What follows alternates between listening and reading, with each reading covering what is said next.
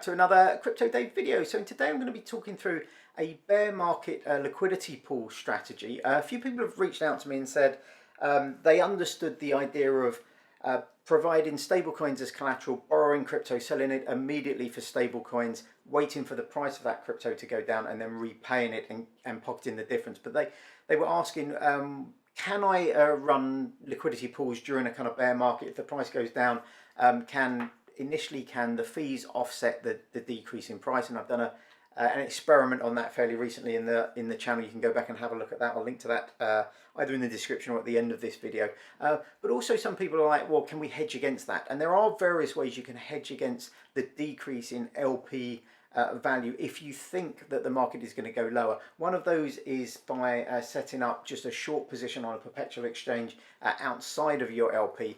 But the other way of doing it is this, and I think it's quite a neat way of doing it because you don't need to set up and manage an additional short position.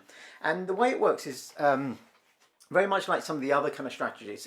Initially we're supplying stable coins, but you pick a crypto that you're short on basically. So say over the next 3 months you think the price of Ethereum will go lower.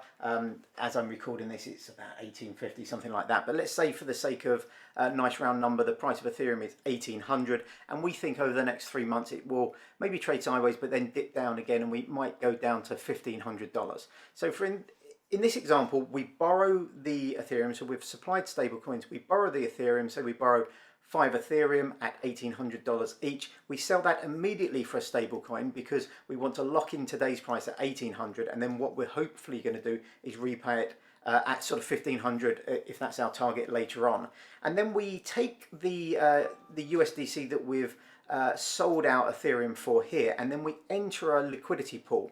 And the important thing to note here is that we have to enter a liquidity pool that has the same crypto that you've borrowed here. So if we borrowed Ethereum, then the pool you would enter would be Ethereum paired with a stable coin, and we enter right at the top of that range. So if we think it's going to go down to 1500, today it's 1800, we enter right at the top of that range at kind of 1800, and that means we're entering 100% in USDC, and then as it goes down through that range, if the price of Ethereum comes down and we go down through that range, we will start earning fees all the way down until we reach 1500 when we come out of the bottom of that range, and then we'll be 100% in Ethereum. But how does the strategy work? So essentially we're short the crypto we've borrowed in step one, in this case Ethereum, and when the price of Ethereum goes down, the amount of US dollars it takes to pay back our loan decreases quicker than the reduction in our LP value.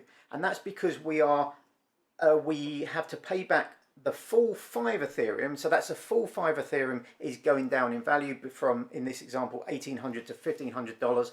Whereas in our LP, we start off 100% in USDC, and then we're just getting gradually exchanged into Ethereum as the kind of price goes down. So the amount we have to pay back goes down quicker than the amount than the loss in value of our LP.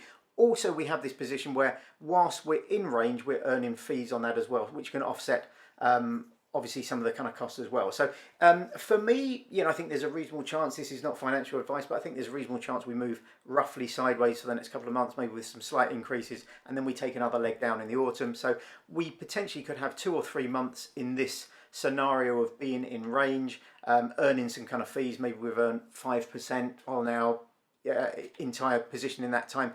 But once we hit the bottom of that range, we've been converted entirely into Ethereum, and we might now have 5.5 Ethereum or 6 Ethereum when we've been converted thing. We pay off our loan with 5 of those, and then we've got that extra Ethereum, just as an example, that we can do whatever we want with. We can convert that into stables if we want, or we can keep that as long-term holdings or whatever we want. And then we've got the additional kind of fees during that time. Now, the difference between doing it this way and just putting USDC that you not borrowing against the USDC, just putting it straight in. If we just put USDC straight into this pool from our kind of from our reserves, then the price will reduce as the price of Ethereum goes down. And as I've done in this fairly recent video, often the fees that you can accrue are not offsetting the loss in value from your LP. So in this way, we are essentially hedging against the loss of value in our liquidity pool by a short on the underlying asset from that. So that's the way it works. What can go wrong? Essentially, if we're wrong directionally. So if we're bearish, we think the price of Ethereum is going to go down, but it doesn't go down. Say the price of Ethereum, 1800 in this example, goes up to 1900 and then stays there, bounces around sideways. We're never in range. We're not earning fees. It's always a little bit above our range, and then eventually, you know, the bear market's over, and then we start to see an increase. We still have to pay back our 5 Ethereum, and if the price of Ethereum has gone up, it will cost us more US dollars to pay that back. So that's the main risk for this. As always, there are platform risks. If you've borrowed on, for example, Aave, and there's a hack on Aave, that's a risk. And then there's also some smart contract risk, not just from a borrowing lending point of view, but also from the liquidity pools point of view, and any wrappers potentially in front of that. So you might set up a pool on Uniswap v3, but you might use, say, VFAT as a front end for that to make it easier to manage. And you've got smart contract risk across that kind of like range, not just with Uniswap, but also with VFAT, as well as kind of Aave. So they're the main kind of risks. The platform risk and smart contract risk, you know, are essentially the kind of same with all these different DeFi strategies. But the main strategy here is that we need to be confident that the price is going to go down. If the price goes up, we lose money. If the price goes down, we gain money, because, as I mentioned before, what we're paying back becomes less than what we've lost in the LP position.